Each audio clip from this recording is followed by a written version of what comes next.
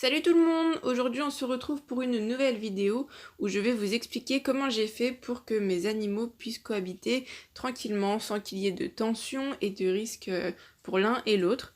Alors là vous voyez sur la photo c'est le premier jour où Tessa est arrivée à la maison, donc elle était toute petite et du coup la première chose que j'ai fait c'est que je lui ai présenté les animaux directement pour qu'elle sache qu'ils font partie de la maison, qu'ils font partie du foyer, que du coup ce ne sont pas des étrangers et qu'il faut qu'elle les considère justement comme la meute entre guillemets et que elle doit se comporter correctement avec eux et ne pas être agressive. Du coup vous voyez, je lui ai montré en premier les gerbilles. Alors vous voyez que là elle est un petit peu curieuse, un petit peu impressionnée. Forcément, hein, elle se retrouve dans une maison qu'elle ne connaît pas. Bon, elle me connaissait déjà parce que je l'ai vue naître pratiquement. Je suis arrivée 2 heures après sa naissance. Je vous expliquerai dans une vidéo pourquoi si vous le souhaitez. Alors du coup, vous avez vu, elle était un petit peu curieuse, hein.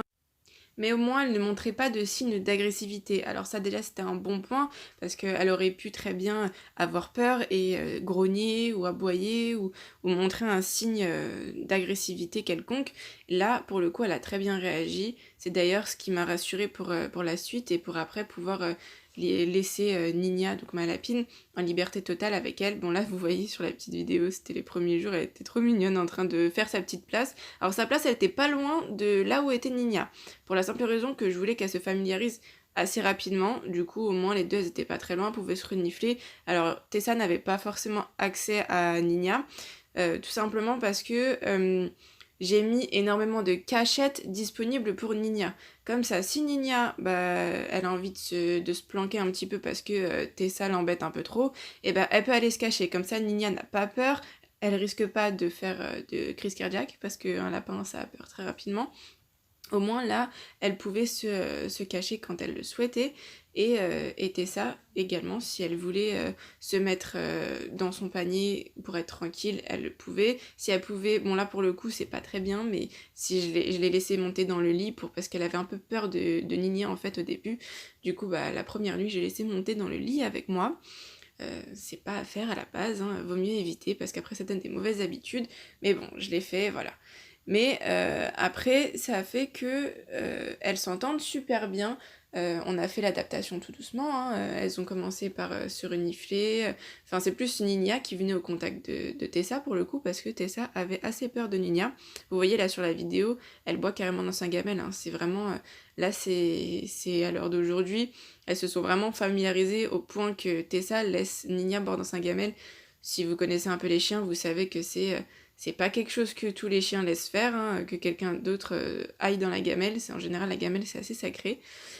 Mais là, maintenant, elle commence... Enfin, elle commence. Maintenant, ça y est, elles peuvent faire ce qu'elles veulent quand il y a l'autre à côté. Ça leur dérange pas. Vous voyez bien, Nina, là, elle est en train de manger son foin. Elle est tranquille, elle a pas peur, rien du tout. Vous voyez du coup que... enfin, ni l'une ni l'autre a peur de l'une ou de l'autre, il n'y a pas de signe d'agressivité. Bon là c'était quand Tessa embêtait un petit peu Nina. Vous voyez Nina s'énerve un petit peu parce que ça l'embête, mais elle montre pas de signe où elle a peur ou parce que elle sentirait si Tessa serait agressive envers elle, si elle avait de mauvaises intentions. Nina le sentirait, hein. Ils ont leur sixième sens, les animaux, faut pas l'oublier.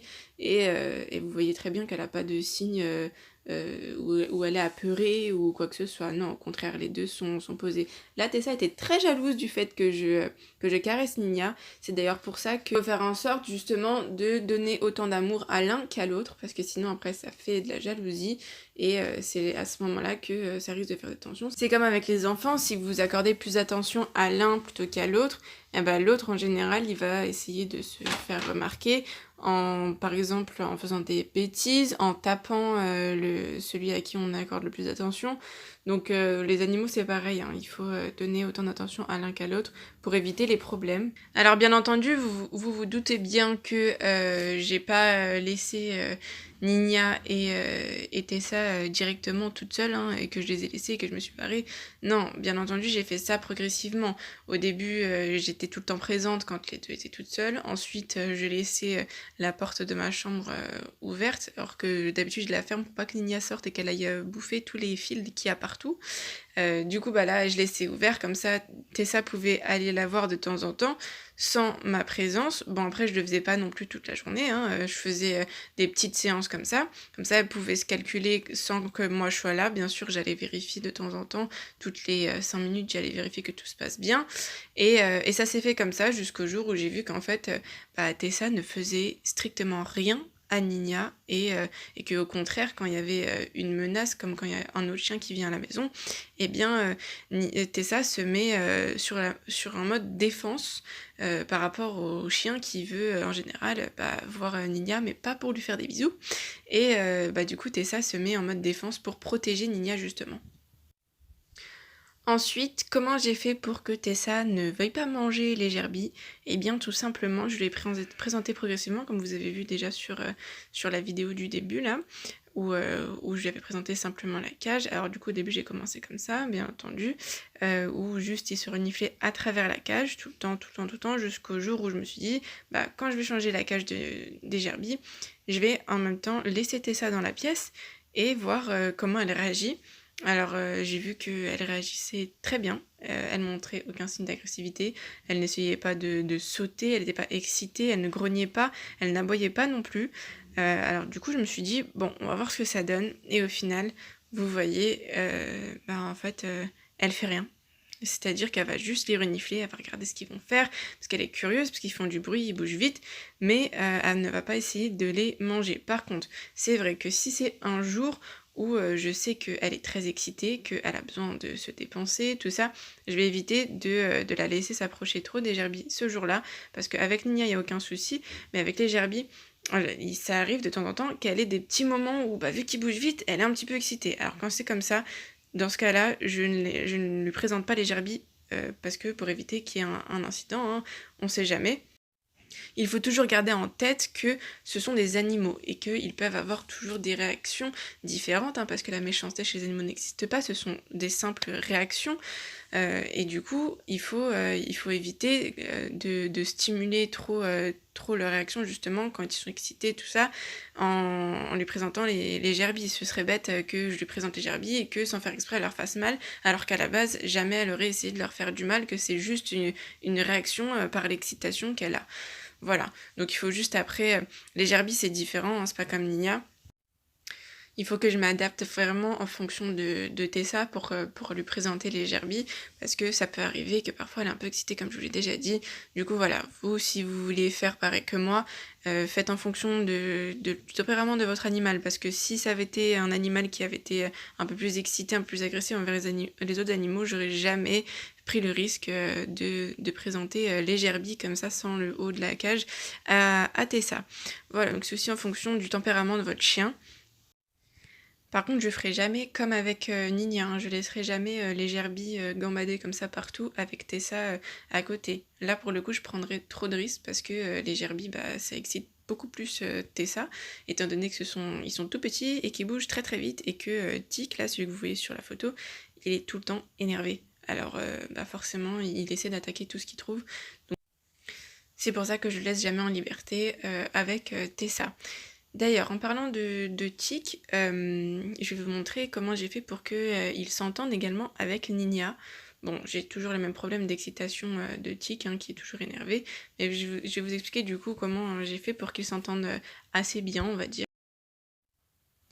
Eh bien, j'ai fait pareil pour qu'ils s'entendent bien, entre guillemets, avec Nina. Je les ai présentés d'abord avec la cage, comme ça Nina pouvait tourner autour de la cage, les renifler, ils pouvaient se sentir à travers la cage les deux. Bon, je dis les deux parce que Tac, donc mon autre Gerby, est très timide et c'est très rare qu'il se présente comme ça à un autre animal. Et voilà, du coup j'ai fait pareil, hein, ils se sentaient au début comme ça, puis après j'ai vu que ça se passait bien. Et j'ai commencé à les laisser un petit peu en liberté, les trois. Mais j'ai vite arrêté parce que je me suis rendu compte que Tic était beaucoup trop agressive envers Nina.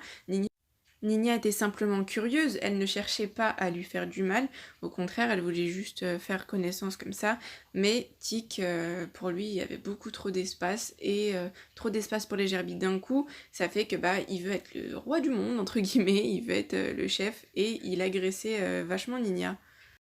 Donc j'ai arrêté de lui donner autant d'espace comme ça avec Nina libre, parce que j'avais peur que Nina, en voulant se défendre, elle lui fasse mal en lui mettant un coup de patte ou quelque chose, et du coup j'ai préféré éviter. Quand ils se voient les deux, c'est vraiment quand je change la cage, ou quand, là vous voyez, c'était quand j'avais fait la vidéo sur la cage de transport faite maison.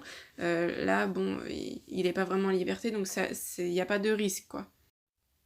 Par contre, là, vous allez voir sur la petite vidéo que bah, dès qu'il peut s'énerver, dès qu'il a de l'espace, il s'énerve en fait, parce que là c'était dans le parc et du coup il avait de l'espace, du coup il s'énervait tout de suite sur Nia.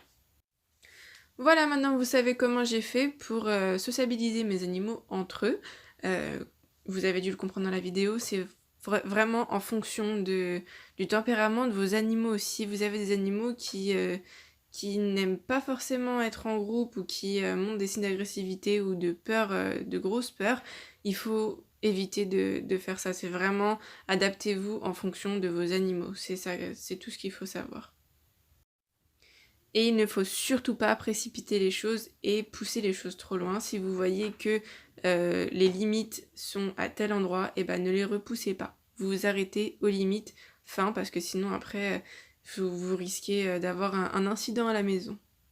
Voilà pour cette vidéo. Si vous avez aimé, n'hésitez pas à liker, commenter et partager, et à suivre le compte Instagram que je vais vous afficher quelque part sur l'écran. Et surtout, si vous aimez ce genre de vidéo où je vous explique comment j'ai fait telle ou telle chose avec mes animaux, n'hésitez pas à me dire en commentaire, par exemple, je sais pas moi, question d'éducation sur mon chien, comment j'ai fait pour lui apprendre assis, coucher, enfin des petites choses comme ça. Dites-le moi en commentaire, comme ça j'en ferai de temps en temps. Et bien entendu, si vous avez également des suggestions de vidéos, dites-les moi aussi en commentaire. Salut!